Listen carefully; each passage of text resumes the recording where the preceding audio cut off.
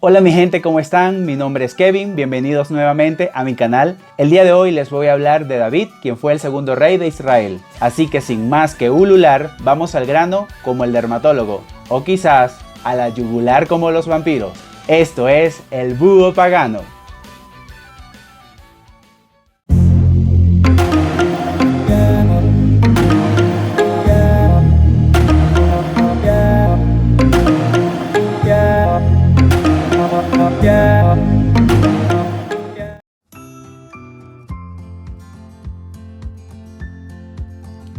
Bueno amigos, comencemos. David era el menor de 8 hermanos. Su padre fue Yesed y este perteneció a la tribu de Judá. Un día común, David se encontraba pastoreando las ovejas y fue llamado por el profeta Samuel para ungirlo como próximo rey de Israel por petición del Dios mismo. Pasado un tiempo, David es llamado por el rey Saúl para que personalmente le tocase el arpa, porque el rey Saúl estaba siendo atormentado por un demonio impuesto por Dios, o un espíritu malo, como lo dice la Biblia. Mucho tiempo después, y David se había convertido en el escudero del rey Saúl, en una de estas tantas batallas que tenía Israel con el pueblo de filisteos, el pueblo de los filisteos estaba siendo dirigido por un gigante que se llamaba Goliat.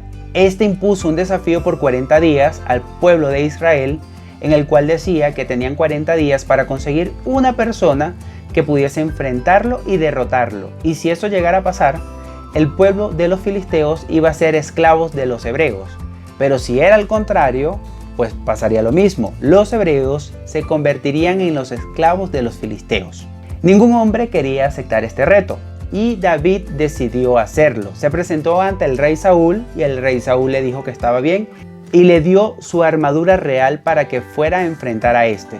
Pero como la armadura no le quedaba, este se la quitó y se presentó únicamente con una honda y con unas piedras lisas que había recogido en un río de camino hacia donde se encontraba este gigante llamado Goliat. Cuando se presentó, Goliat se rió y se mofó de él.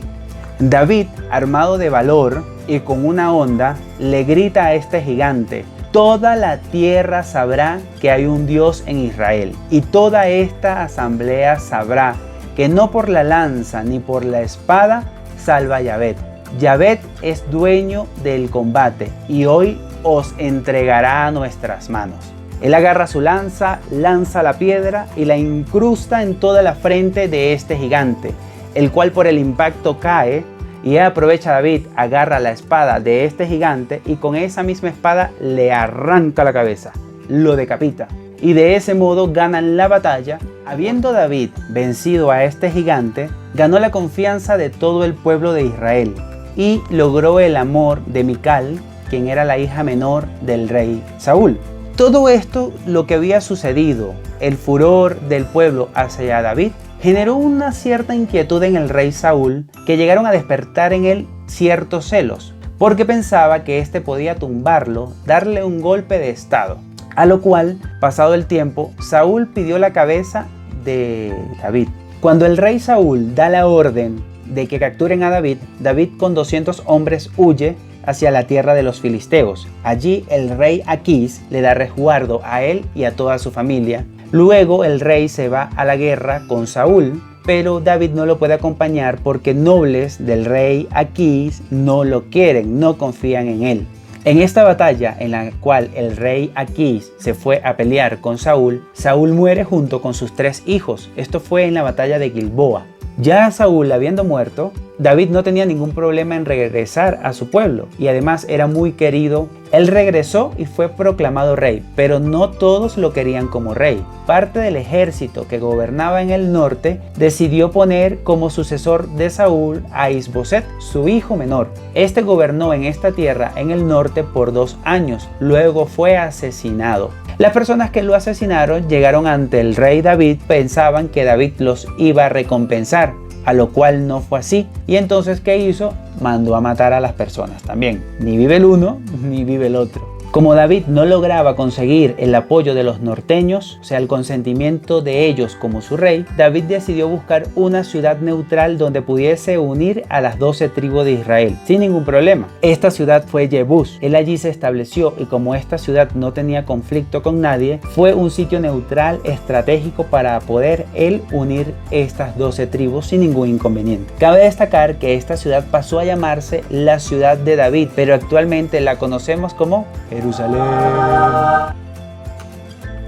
Estando ya David establecido en esta ciudad y habiendo unido a las 12 tribus y teniendo el respaldo de los líderes de estas 12 tribus, David decide implementar el reino de Dios en la tierra. Y para honrarlo, decide construir un templo. Natán le dice que este templo debe esperar por lo menos una generación, pero le dice que Dios le manda un mensaje de que no se preocupe porque su reinado en la tierra será eterno. La casa de David siempre permanecerá. Ya habiendo hablado de todas las batallas y cómo unificó David a las tribus de Israel, tengo que tocar el tema de una historia que no puede pasar desapercibida.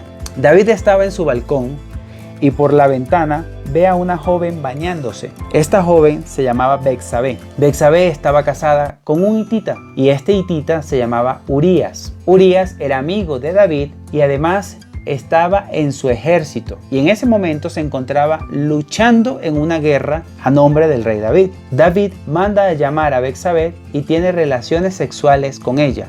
Pero el hecho fue que quedó embarazada. David, para tapar este adulterio, manda a llamar a Urías, quien se encontraba en batalla.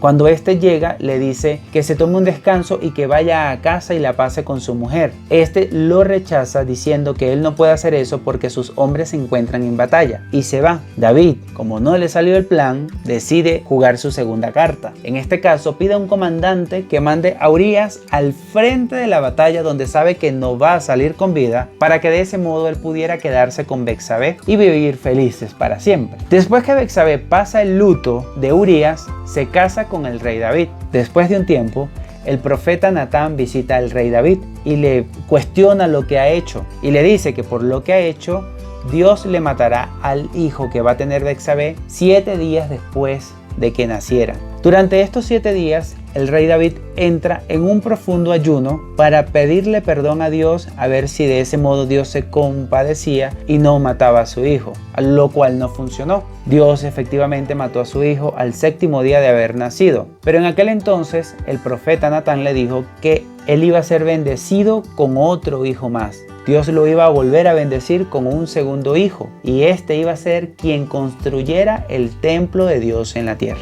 El profeta Natán también le dijo a David que por todo lo que había hecho, Dios iba a poner zozobra sobre su reinado, que no se lo iba a quitar, pero que su reinado iba a estar movido por muchas zozobras. Después de un tiempo, efectivamente esto pasó, puesto que su hijo mayor, Absalón, se fue en contra de su padre peleando por el trono, pero este fue asesinado mientras dormía por sirvientes de David.